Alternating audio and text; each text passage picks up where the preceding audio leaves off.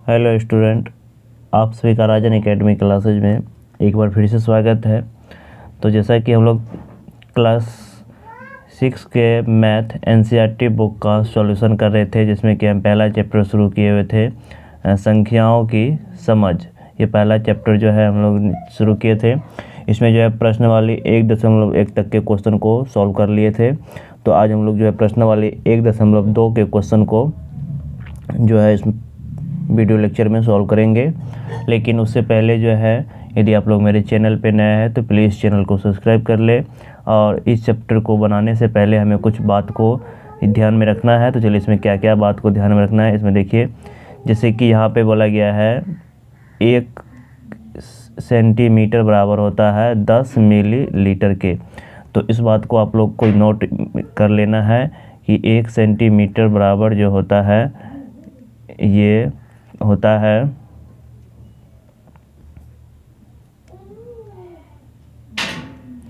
1 centimetre बराबर जो होता है ये 1 सेंटीमीटर बराबर होता है ये 10 मिलीलीटर के बराबर होता है। इसको याद रखना है।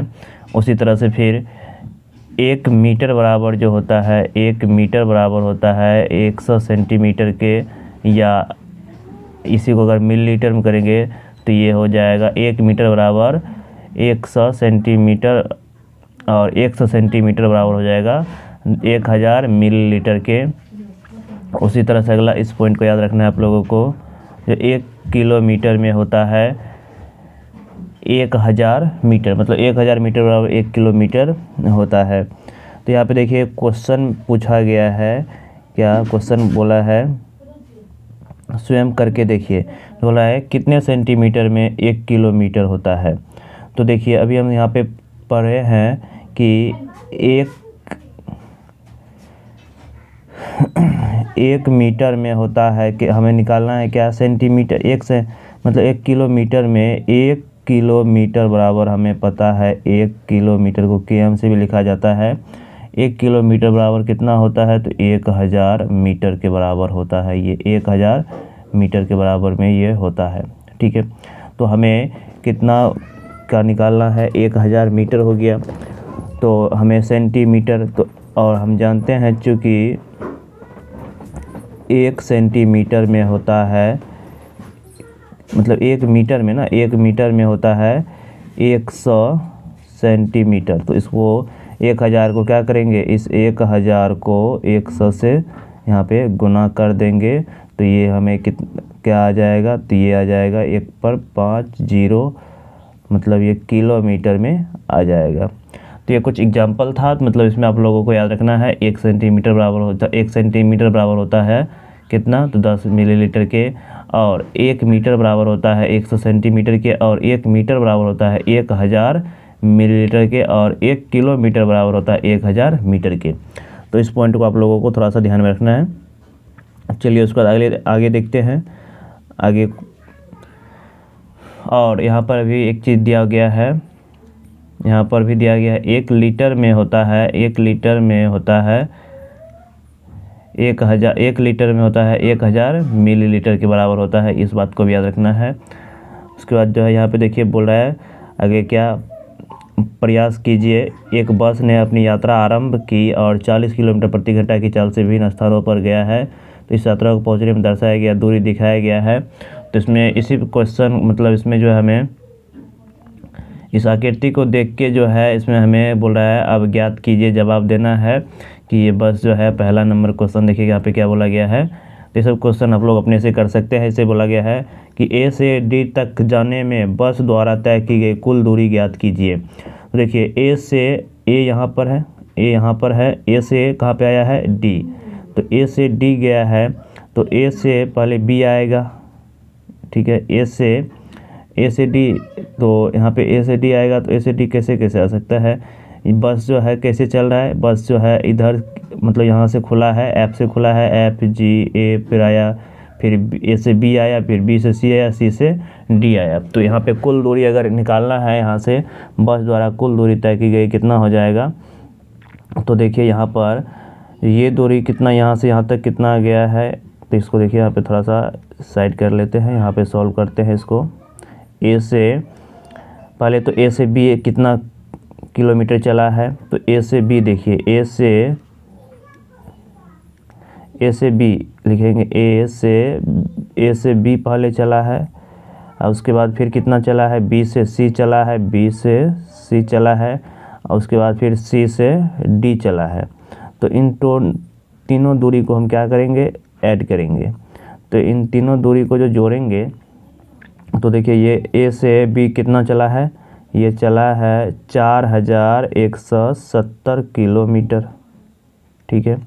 उसके बाद बी से सी कितना चला है, तो ये चला है 3000। चलिए उसके बाद जो है यहाँ से ए से बी से सी चला है 3410, और सी से डी कितना आया है, तो ये आया है 2160 किलोमीटर आया है। तो तीनों को यहाँ पे ऐड कर देंगे तो 0 का 0 हो जाएगा, 7 1 8 8 6 14, उसके बाद 4 2 4 1 5 5 1 6 6 1 7, उसके बाद जो 4 3 7 7 2 9 हो जाएगा। तो टोटल दूरी कितना इसका हो जाएगा, ये एक नंबर का हो जाएगा 9740 किलोमीटर दूरी ये चला है।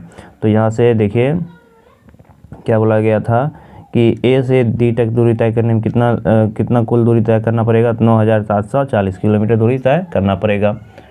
उसके बाद अगला क्वेश्चन देखिए 2 नंबर का। 2 नंबर का क्वेश्चन क्या है,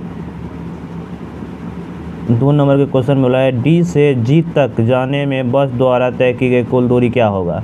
तो डी से जी, तो डी यहाँ पे है, डी से पहले ई आएगा, ई से एफ जाएगा, डी से तो पहले यहाँ से डी से एफ आएगा, डी से चल के एफ आएगा, और फिर ई से पहले डी से ई आएगा, फिर ई से एफ जाएगा, और एफ से फिर जी जाएगा। तो इन तीनों दूरी को क्या करना पड़ेगा, जोड़ना पड़ेगा। तो इन तीनों दूरी को हम जो है जोड़ देंगे।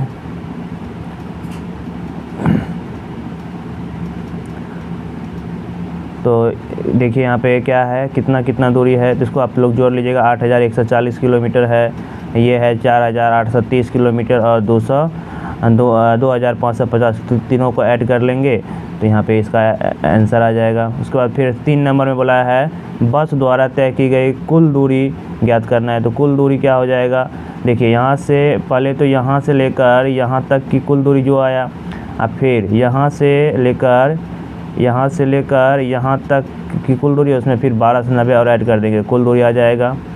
फिर अगला क्वेश्चन देखिए सी से डी तक और डी से ई तक की दूरी का अंतर ज्ञात कीजिए। तो सी से डी, सी और डी ये दूरी निकालना, मतलब यहाँ से ये दूरी हो गया। उसके बाद डी से ई ये दूरी, दोनों का अंतर निकालना है।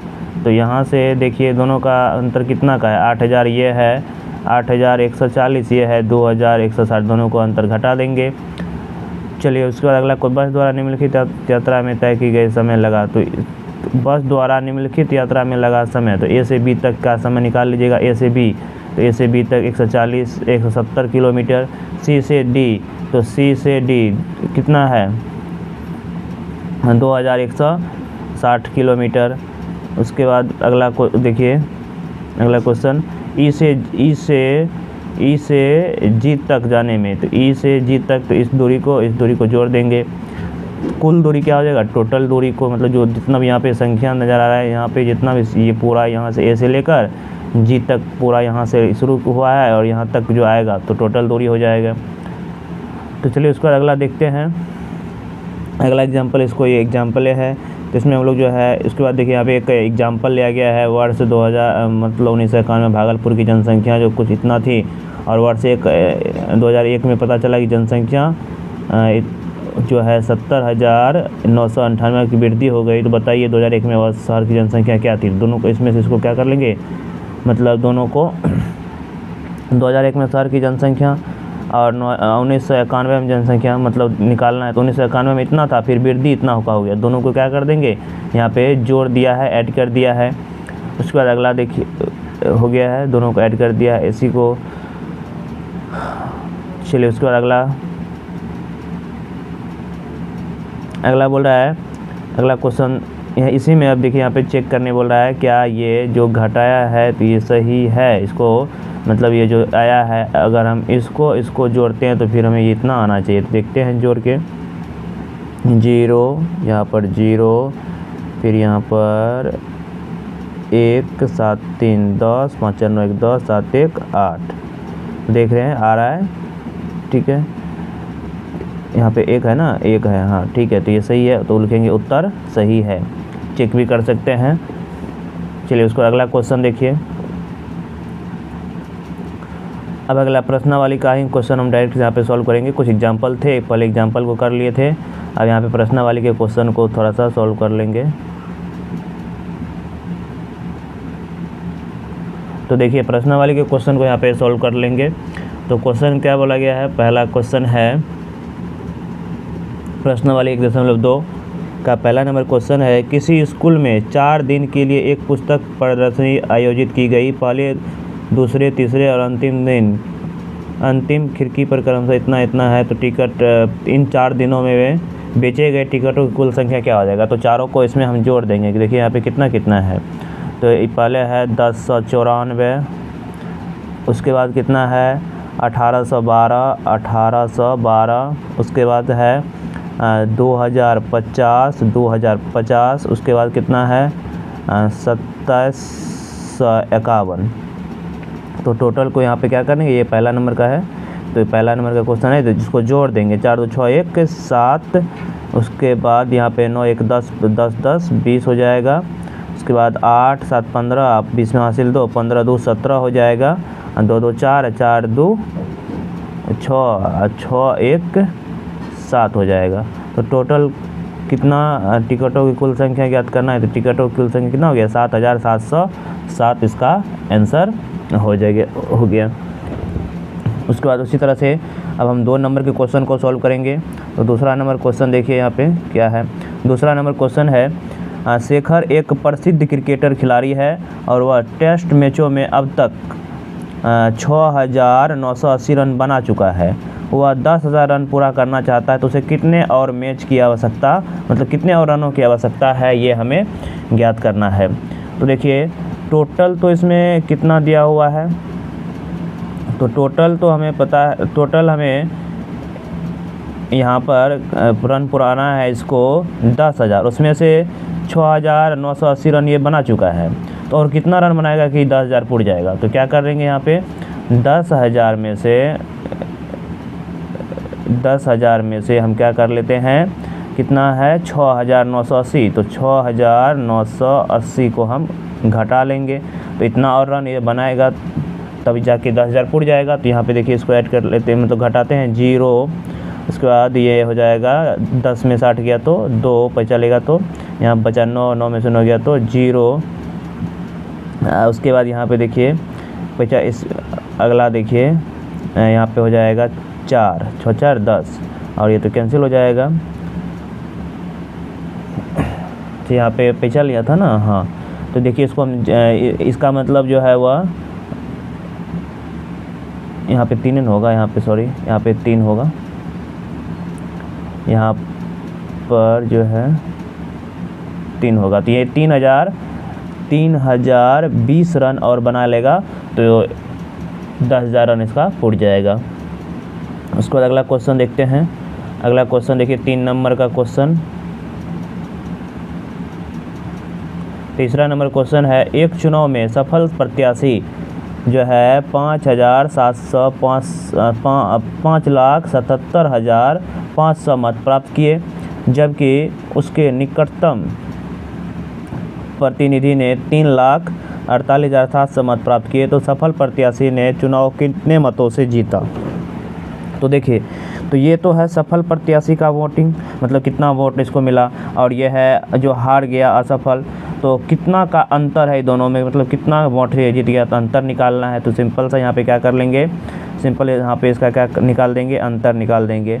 मतलब कितना है 5,77,500 में से घटाना है 3,48,700 को घटाना है।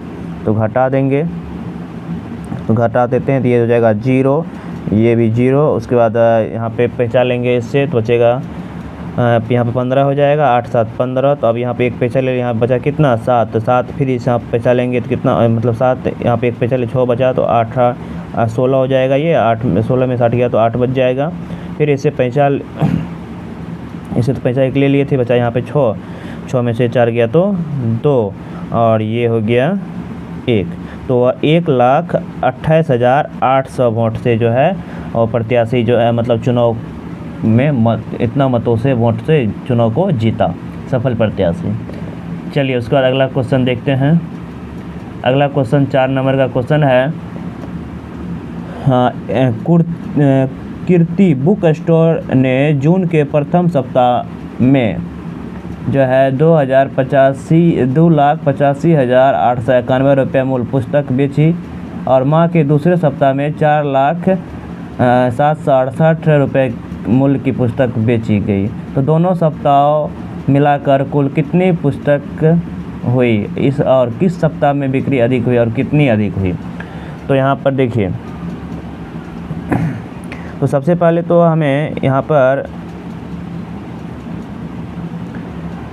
टोटल जो है क्या निकाल लेना है, कुल कितना मतलब जो है बुक स्टोर को मतलब बुक को बेचा, किताब को बेचा। तो टोटल हमें सबसे पहले यहाँ पर निकाल लेना है।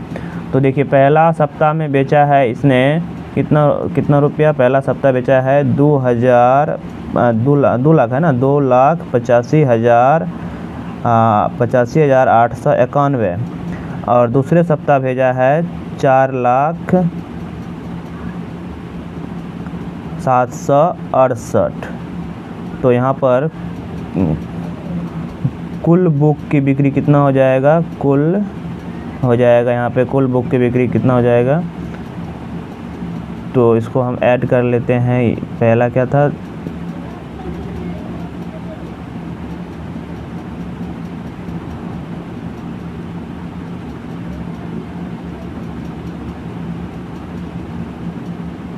तो 2,85,800 कितना यहाँ पे पहले सप्ताह में बुक 2,85,891। तो इसको जोड़ लेते हैं पहले।